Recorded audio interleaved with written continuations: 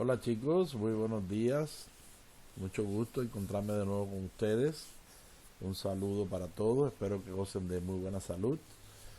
Nos estamos encontrando hoy para la segunda clase de Preifex. Pretendemos hacer un análisis del diagnóstico inicial que hicimos en la semana pasada. Comentarles que este diagnóstico tuvo un total de 59 respuestas. Ustedes son casi 100 estudiantes, aproximadamente 100 estudiantes. Solo 59 participaron en él.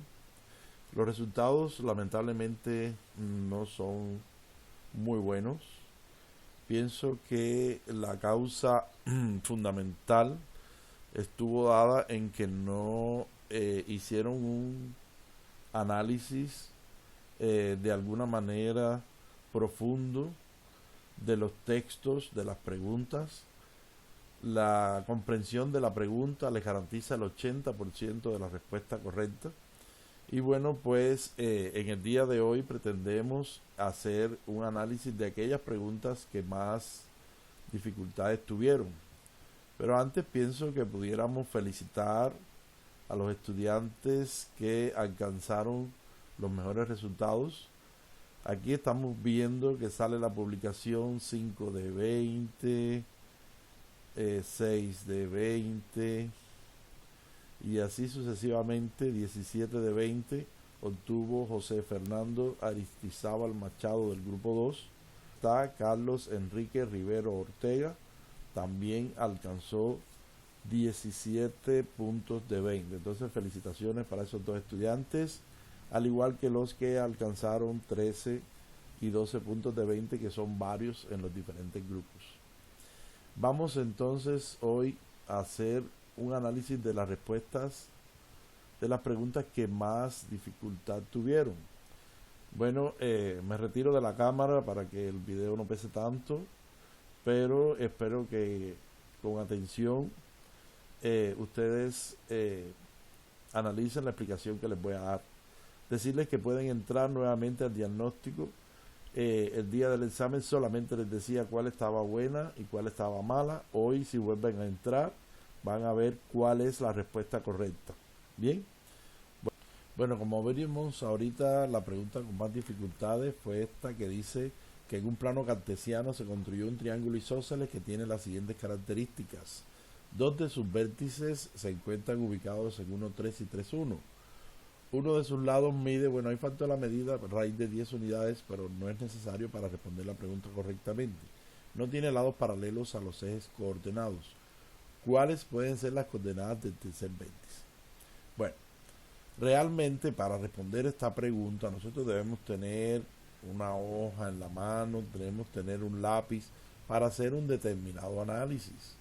Por ejemplo, dice que dos de los vértices de los triángulos son 1, 3 y 3, 1. Bueno, vamos a señalar esos dos vértices, 1, 3 y 3, 1. Entonces, 1 por las X, 3 por las Y. Tenemos acá ese vértice, 1, 3.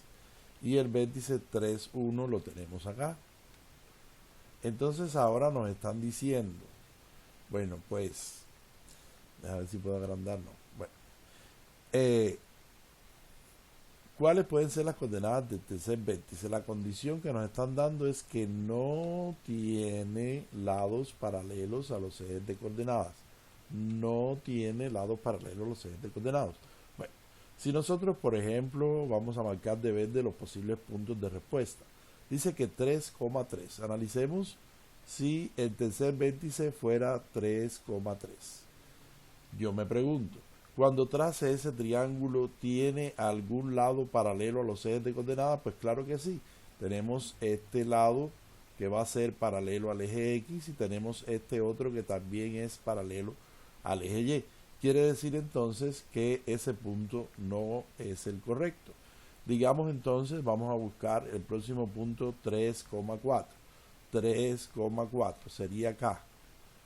Bueno, dice que no tiene lados paralelos a los ejes de coordenadas. Observen que efectivamente si nosotros trazamos este lado no es paralelo ni al eje Y ni al eje X, pero sí analizamos este otro, no es paralelo a X, pero sí es paralelo a Y. Quiere decir entonces que esa respuesta tampoco es correcta. Vamos a ver el punto 4,3. 4,3. Miren qué sencillita esta pregunta si hacemos un análisis. Bueno, pues este lado no es paralelo a ninguno cuando hacemos el triángulo, ¿cierto? Pero lamentablemente este que nos queda acá sería paralelo al eje X, por tanto, esa tampoco es la respuesta correcta. Nos queda entonces como única opción 4,4. Esa sería la respuesta correcta, claro, pero vamos a probar. En el día de la prueba ya es suficiente. Si las tres primeras no son, pues es la cuarta. Pero hoy podemos comprobar de que esto sí ocurre. 4,4 sería este punto que hay acá. ¿Listo? Y entonces cuando nos trazamos nuestro triángulo, podemos ver que ninguno de los lados es paralelo ni al eje X ni al eje Y. Entonces, ¿es una pregunta difícil? No. ¿Dónde está la esencia para contestar bien la pregunta? Bueno, pues que tenemos que hacer de alguna manera un razonamiento, un esquema, ¿verdad? Ubicarnos para cumplir con todas y cada una de las condiciones que nos da el problema y bueno, pues poder responder correctamente. Bueno, otra pregunta que trajo bastantes dificultades y muy pocos alumnos respondieron bien es esta. Dice, en el siguiente plano cartesiano se ha dibujado el cuadrado EFGH del lado 1, cuyo vértice H está ubicado en 0, 0. Las coordenadas del punto F son. O sea, nos está diciendo que esta figura es un cuadrado. Si es un cuadrado, todos sus lados son iguales y todos sus ángulos son rectos, ¿cierto? Bueno, nos están pidiendo las coordenadas del punto F. Para yo saber las coordenadas del punto F, pues yo necesito saber cuál es la longitud de este lado de ese triángulo, ¿verdad? Que es la diagonal del cuadrado. Cuando yo sepa esa longitud, pues simplemente, si mide 3 centímetros, entonces las coordenadas de F es 3,0. Si mide 5 centímetros, las coordenadas de F es 5,0. ¿Por qué? Porque F está ubicado sobre el eje X, ¿verdad? En un determinado valor. Ah, pero ¿cómo saber entonces la longitud de este segmento? Bueno, pues nosotros sabemos que el triángulo HEF es un triángulo rectángulo. ¿Por qué? Porque forma parte de un cuadrado, el ángulo es un ángulo recto. Si es un triángulo rectángulo, entonces podemos aplicar el teorema de Pitágoras. Recordemos que la longitud de HAE es 1 porque es lado del cuadrado. Y la longitud de EAF también es 1 porque es lado del cuadrado. Entonces, ¿cómo saber HF? Bueno, pues HF al cuadrado, pudiéramos ponerle C al cuadrado, es igual a 1 al cuadrado más 1 al cuadrado. Bueno, 1 al cuadrado es 1, 1 al cuadrado es 1, 1 más 1, 2, C al cuadrado es igual a 2, por tanto, C es igual a raíz de 2. Quiere decir que este punto F está ubicado en el punto raíz de 2.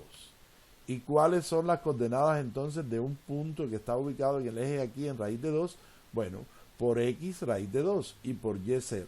Por tanto, la respuesta correcta es raíz de 2, 0. En esta pregunta nos dice que la ilustración es un pentágono. Recuerde, bueno, tiene 5 lados dividido en 2 regiones. El rectángulo MPTB. Si MPTB es un rectángulo, entonces estos ángulos, ustedes saben que esos ángulos serían de ¿cuánto? Pues de 90 grados, ¿cierto? Este ángulo es de 90 y el ángulo T también, esta parte es de 90, ¿cierto? Nos dice cuánto mide el ángulo MPS, si la medida del ángulo alfa es la mitad del ángulo beta y la medida del ángulo delta es el doble de la del ángulo alfa. Bueno, entonces, vamos primero a identificar cuál es el ángulo que nos piden, cuál es la medida. ¿Cuánto mide el ángulo MPS? Recuerden que esta letra P que está en el centro es la del vértice. O sea que es un ángulo con este vértice. Y el ángulo MPS entonces sería este que tenemos acá. ¿Listo? Completito. Ah, ya yo sé que esta parte que está marcada de rojo mide 90. Pero tendría entonces por las relaciones que saber cuánto mide esta. La parte del ángulo beta. Bien, bueno, ¿qué nos están diciendo entonces? Que alfa es la mitad de beta. Alfa es la mitad de beta. Y delta es el doble de alfa. Bueno, si alfa es la mitad de beta y delta es el doble de alfa, entonces alfa y delta son iguales. Porque este lo divido entre 2 me da alfa y esto lo multiplico por 2 me da este. Quiere decir que es un triángulo isósceles. Y estos dos ángulos que hay aquí son iguales y son el doble de este que está acá. ¿Cuáles serían entonces las relaciones? Pues yo pienso que sería, digamos que dividimos, sería 2 veces, 4 veces y una 5. Entonces, 180, ¿sí? 180 que mide la suma de los tres ángulos interiores de un triángulo. Siempre la suma de los tres es igual a 180. Entonces pudiéramos decir que este es el doble de este, sería 2x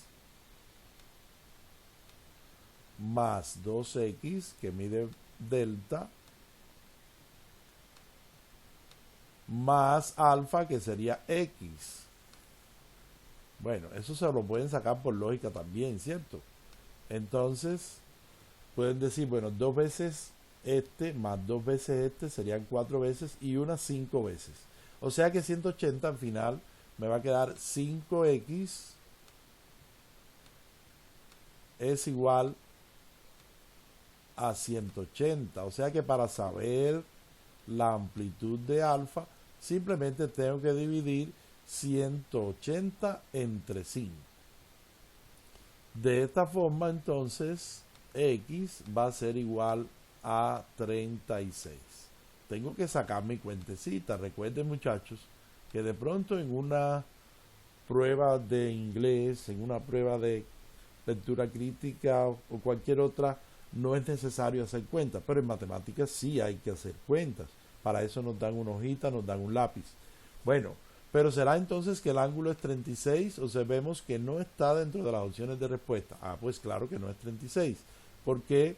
Porque en definitiva hay que sumárselo a 90.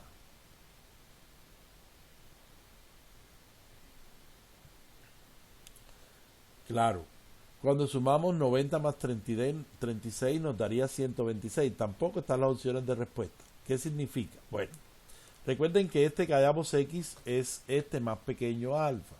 Y recuerden que beta es el doble de 36. Entonces el doble de 36 serían 72. Y 72 más 90, entonces pues nos da como resultado 162. Y es la respuesta correcta. Bien, o sea que siempre tenemos que hacer un análisis, tenemos que rayar, tenemos que graficar para poder obtener la respuesta correcta.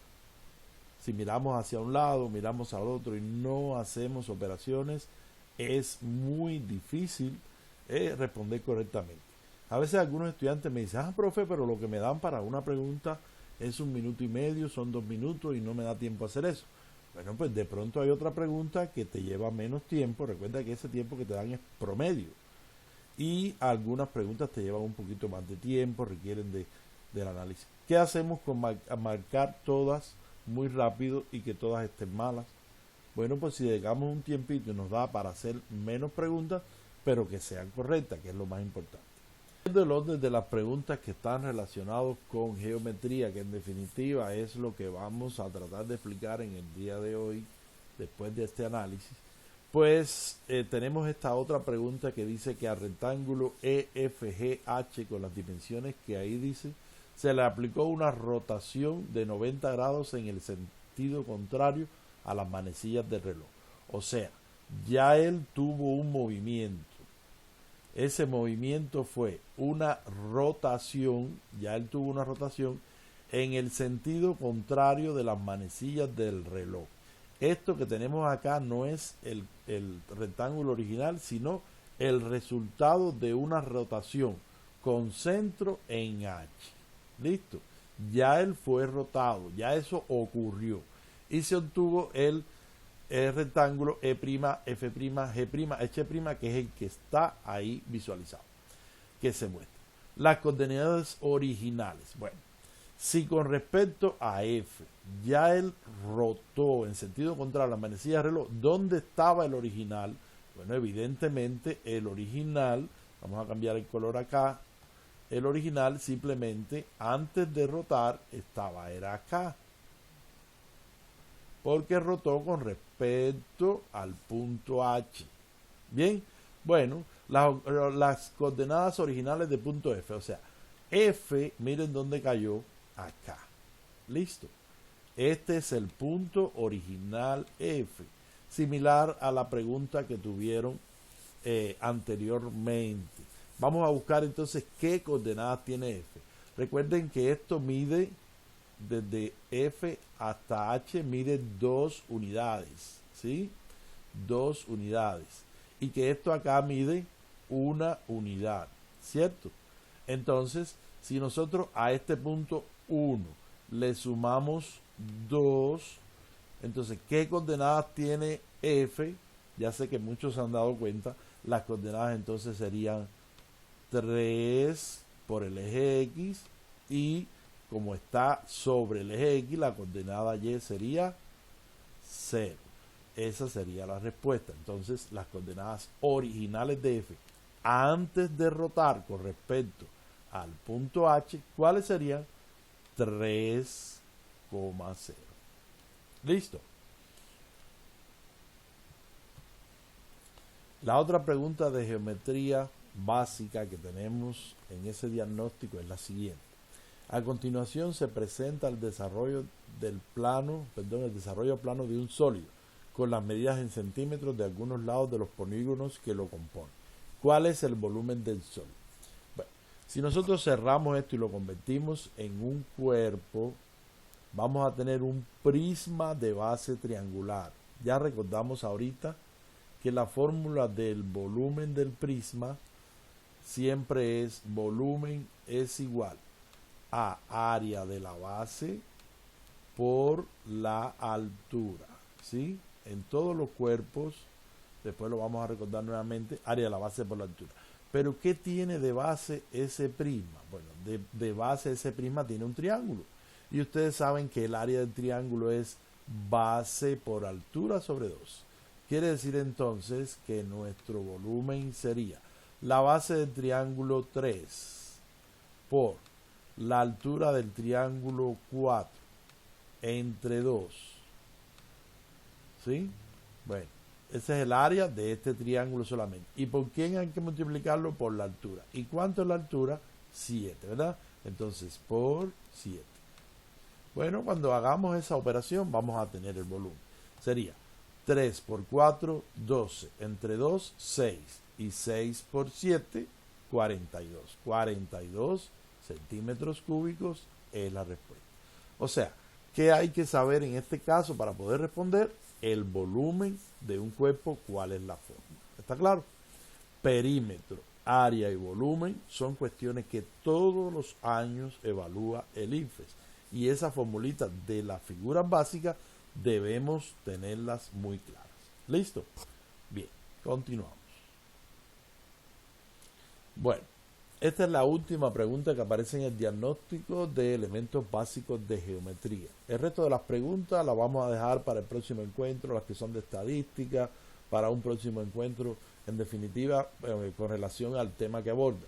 Dice, los polígonos que tienen al menos una diagonal exterior, diagonal es el segmento que une dos vértices no consecutivos.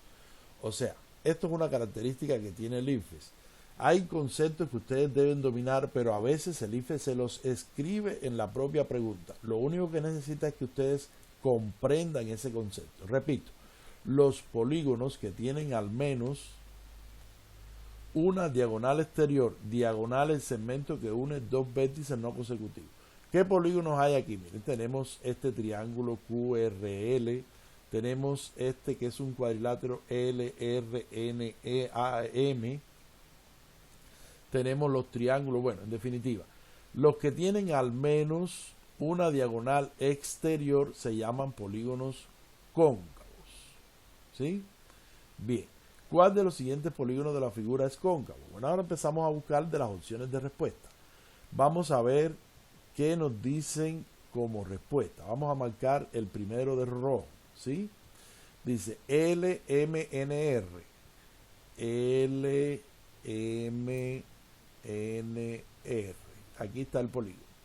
¿Tendrá alguna diagonal exterior? Recuerden que las diagonales son las que unen, ¿sí?, los vértices. Por ejemplo, aquí tenemos una y aquí tenemos la segunda. ¿Es exterior esas diagonales? No, no lo son. Por tanto, ese no es un polígono cóncavo, porque las diagonales, las dos únicas que tiene, son interiores. ¿Listo? Bien, vamos a quitar entonces para poder observar la figura y vamos a ver la segunda opción. LRPQ. LRPQ. Observen que eso también es un cuadrilátero, ¿sí? Y por tanto las dos diagonales, que sería una y la otra es QR, que ya está dibujada, tampoco son exteriores. OPQR. OPQR.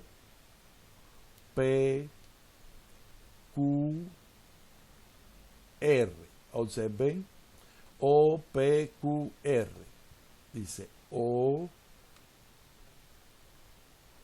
Perdón. OP.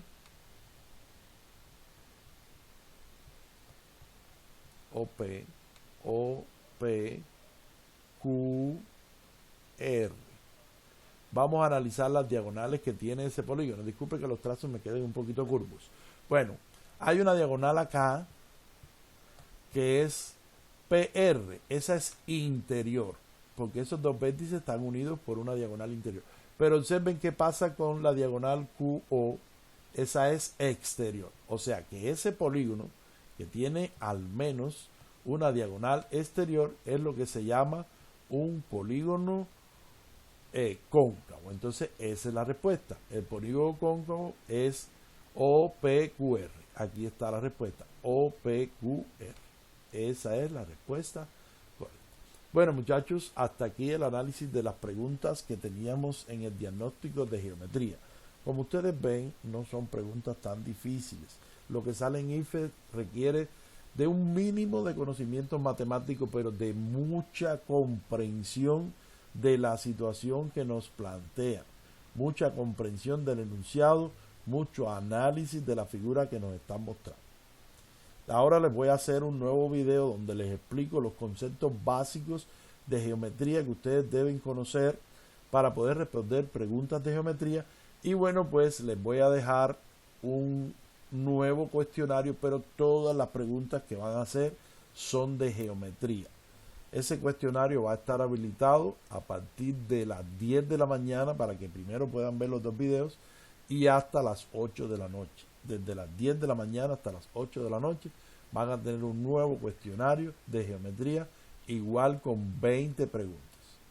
Muchachos, esta nota que alcanzaron en el diagnóstico inicial, la que van a obtener hoy en la prueba de geometría que les voy a poner de IFES, y la que van a tener el próximo lunes, esto también son notas del periodo, porque nosotros estamos utilizando el tiempo de clases para eso. Ya tenemos 3 guías que ustedes enviaron. Estamos en recuperación. Los que todavía no han enviado alguna de esas 3 guías pueden hacerlo. Están abiertas todas. Y además de eso vamos a tener las 4 semanas de pre-IFE, que son 4 pruebas tipo IFE más, que les va a dar 4 notas más. O sea que cuando promediamos esas 7 notas van a tener la nota del tercer periodo de grado 11. Bendiciones.